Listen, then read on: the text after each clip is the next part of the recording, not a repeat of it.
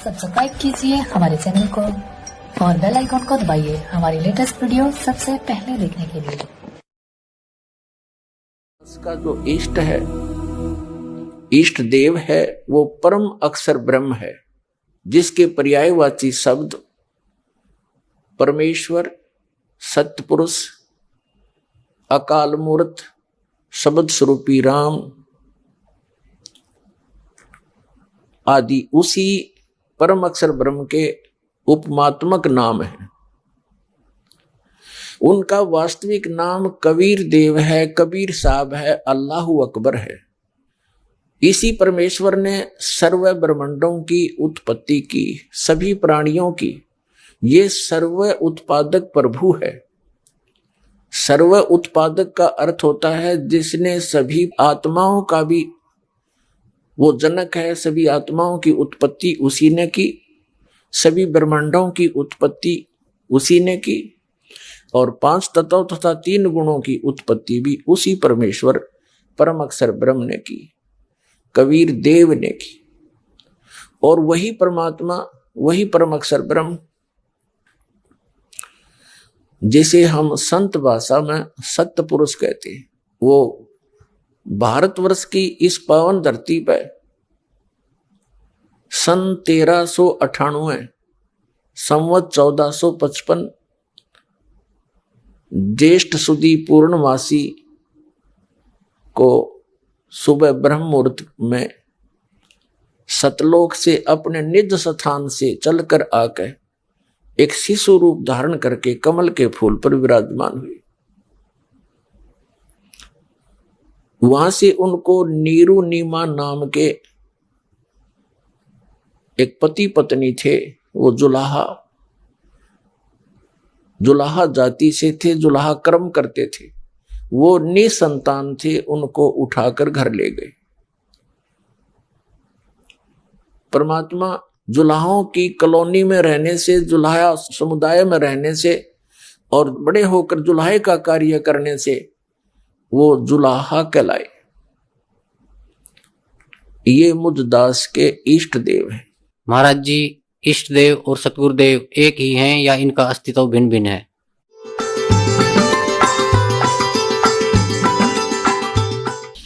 इष्ट देव पूज्य परमात्मा होते हैं और गुरुदेव उस परमेश्वर इष्ट का एक प्रतिनिधि होता है, जो उस परमात्मा से मिलाने की विधि बताता है।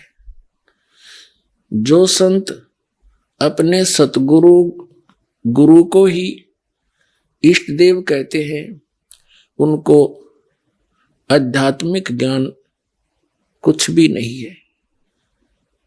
वो आध्यात्मिक गुरु नहीं हो सकते। पुण्यात्माओं, धन्य भाग हैं आपके। आपको इस समय में मानव शरीर प्राप्त है, नर या नारी का। धन्य है आपके माता पिता जिनसे जन्म हुआ, क्योंकि ये वो प्राइम टाइम है जो परमात्मा ने पूर्व निर्धारित किया था। आप जी जिस लोक में रह रहे हो, ये लोक ऋण का नहीं है, लेकिन अभी तक इस काल भगवान ने अपने नकली संतों द्वारा, इन झूठे सतगुरुओं द्वारा आप जी को भ्रमित करवा रखा था। और इनके द्वारा बताई गई जो भक्ति विधि साधना थी, वो यूजलेस थी, शास्त्र विधि त्याग का मनमाना आचरण था, जिस कारण से हम इस काल के जाल को न तो समझ सके और न इससे निकल सके। अब इस काल के इस जाल का नाश करने के लिए, अज्ञान का नाश करने के लिए स्वयं परमात्मा सतलोक से चलकर आते हैं, क्योंकि हम उसके बच्चे हैं। उन्होंने हमें अपने वचन से उत्पन्न कर रखा है, हम उनका अंश हैं। अपने का दुख अपनों को ही होता है। ये लोग है यहां पर, किसी का हाथ कट गया, किसी को कैंसर है, कोई किसी का बेटा मर गया, किसी की बेटी मर गई, हाहाकार मची, कोई सुख का सांस नहीं ले रहा, सभी पीड़ित है, रंग से लेकर राजा तक, या कोई सुखी नहीं। लेकिन आप जी को बताया था कि ये औरों से थोड़ा सा हल्का दुख हो, हमने उसी को सुख मान रखा है। कबीर साहब कहते हैं झूठे सुख को सुख कहे ये मान रहा मनमोद, ये सकल च बिना काल का और कुछ मुख में कुछ गोद। इस काल भगवान के इस जाल को समझाने के लिए स्वयं परमेश्वर को आना पड़ता है, अन्यथा ये किसी भी जीव को रास्ता नहीं देता, सबको मिसगाइड कर देता है। जैसे बड़े बड़े महापुरुष जितने भी ये गुरु पद पर विराजमान पहले हुए हैं या जो वर्तमान में है, ये परमात्मा की बहुत प्यारी आत्मा है, कबीर भगवान की। वैसे तो सारी उसकी प्यारी आत्मा है, लेकिन ये बहुत ज्यादा भक्ति युक्त थे, ये पूर्व जन्म के पुण्यकर्मी प्राणी थे,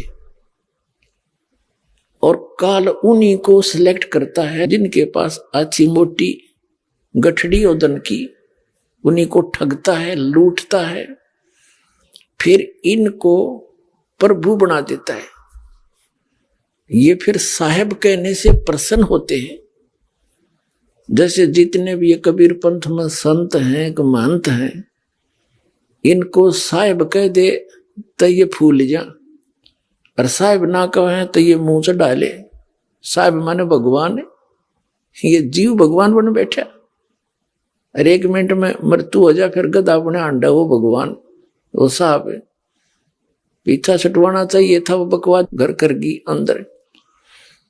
तो ये अच्छी आत्मा है, इनके पूर्व जन्म के संस्कार अच्छे हैं। ऐसी पुण्यात्माएं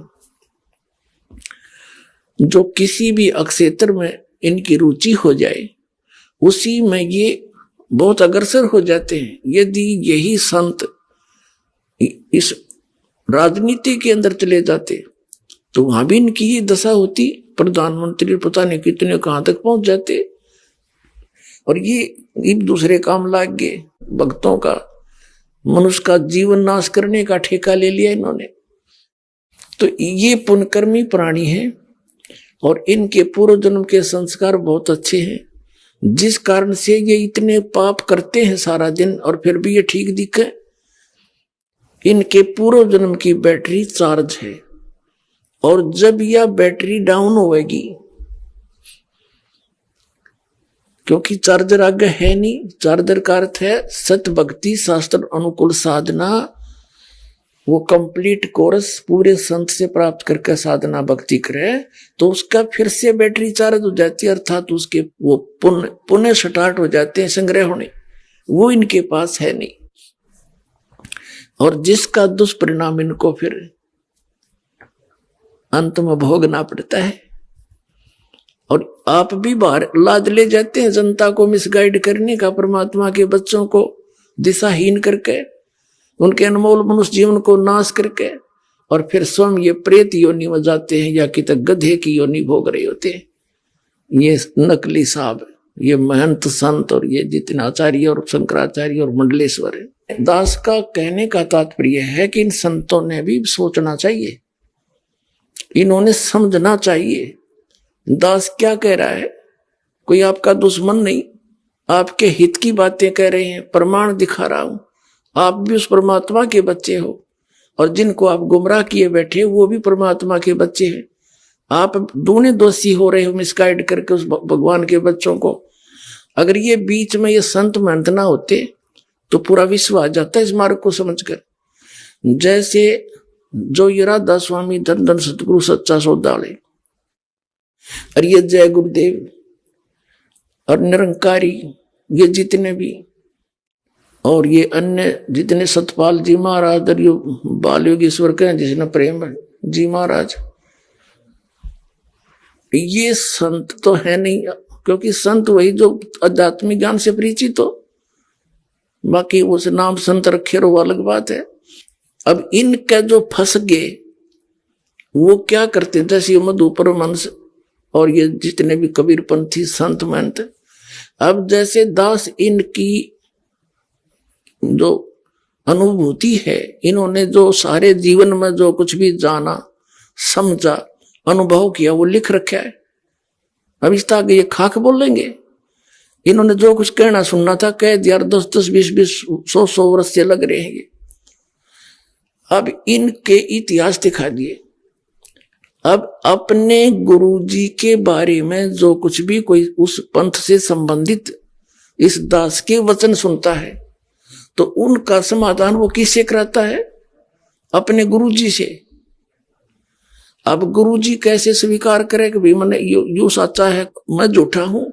क्यों? उसके आगे उसके सामने अहम हट जाएगा, ईगो है उसके अंदर।